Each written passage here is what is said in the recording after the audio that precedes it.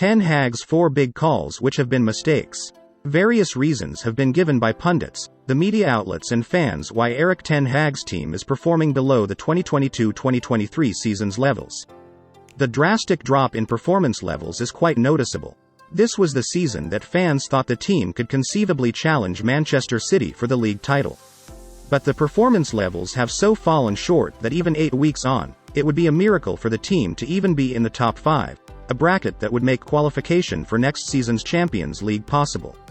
But how have United, one of the biggest and most successful football club in the world, got to this abys? It's a combination of factors, right from the Glazer family who owns the club, down the club's management by the club's CEO, Richard Arnold, down to the director of football, John Murtough, down to those in the scouting department, down to manager Erik Ten Hag, and down to the players who are on hefty salaries, but without the hunger and determination to fight for the club, and also down to injuries. Though the team has had its fair share of injuries and off-field issues to deal with, not least the alleged domestic violence by 3 of his ex-girlfriends and the Jadon Sancho insubordination.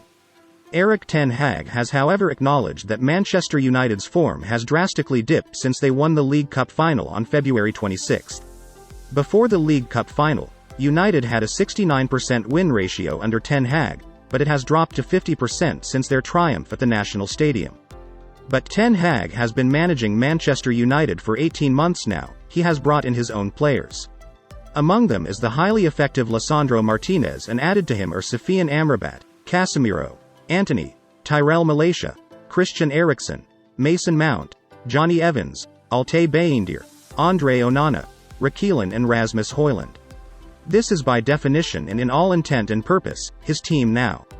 The team should by now been fashioned and constructed in his own image. So why is he getting it so wrong?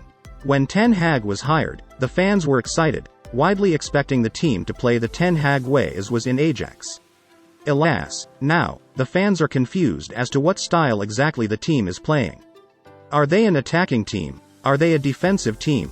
Are they a counter-attacking team, or are they a fast transition team as the Ten Hag constantly tells us? It would be silly to say that no player has improved under Ten Hag.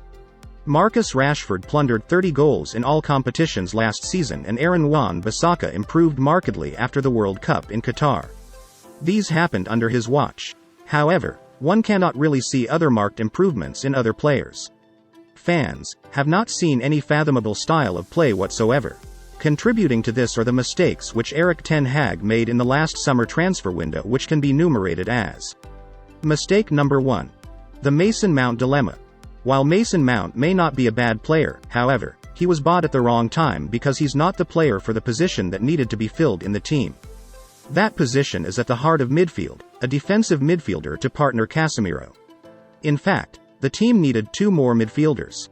Mason Mount is an attacking midfielder, a number 10, a position Bruno Fernandes has already made his home. The £55 million spent on Mount could have been spent to buy another defensive midfielder.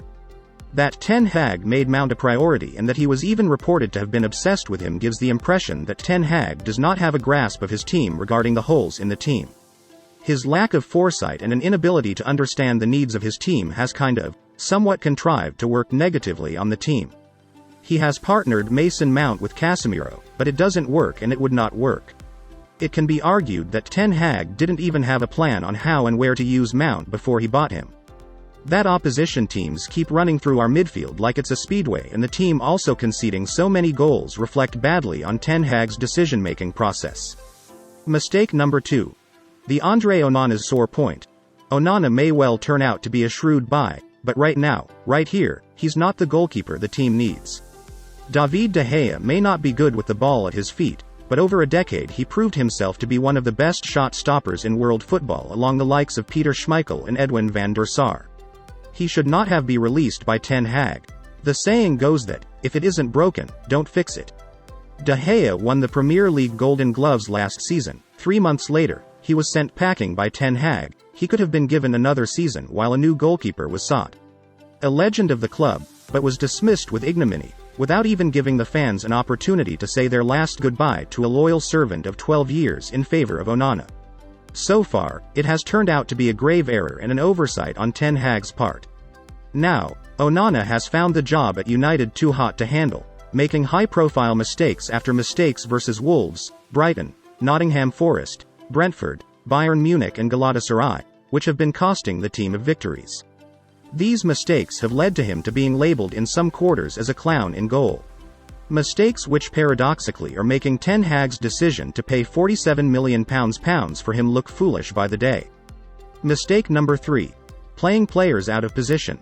In order to accommodate Mason Mount in the team on match days, Ten Hag usually elects to push Fernandes to a position he's not comfortable in, the right wing, so that Mount can play the number 10 role.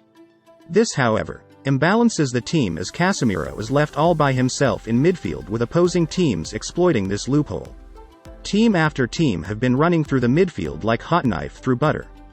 This in turn makes Casemiro look very naive and incompetent in midfield as he's unable to contain opposition attackers, thus completely exposed and consequently overloading the defenders. Secondly, the idea of playing Sofyan Amrabat at left back is mostly ill-advised and very naive. Ten Hag should please stop this practice. To start with, Amrabat is not a defender, and to compound issues, Amrabat is right-footed. Why experimenting with round pegs in square holes, an experiment that failed many years ago at FC Utrecht in Netherlands while Amrabat played under Erik Ten Hag, while he played him 3 times in that position. Mistake number 4. Sending out Alvaro Fernandes on loan on the last day of last summer transfer window.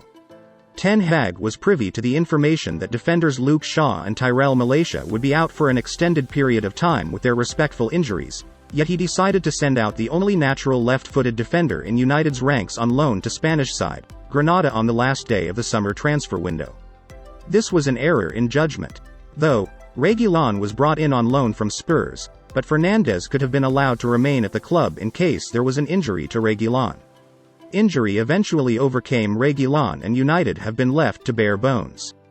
Diogo Dalot remains the only natural defender on both right and left defense. This situation could have been avoided if Ten Hag had not sanctioned the loan of Fernandes. A catalyst of mistakes by Ten Hag, coupled with the ineptitude of the director of football, John Murtough, the club's CEO, Richard Arnold, and the lackadaisical and the hands-off and the we-don't-care handling of the club by the gluttons that is the Glazers family, have led to the decay at Manchester United. Until these wrongs are made right, the club will descend into a mid-table club or perhaps, even relegation. Fans, this has been Arise United Devils. If you enjoyed this video, smash the subscribe button and hit the like button and the notification bell to help this channel grow. Thank you for watching.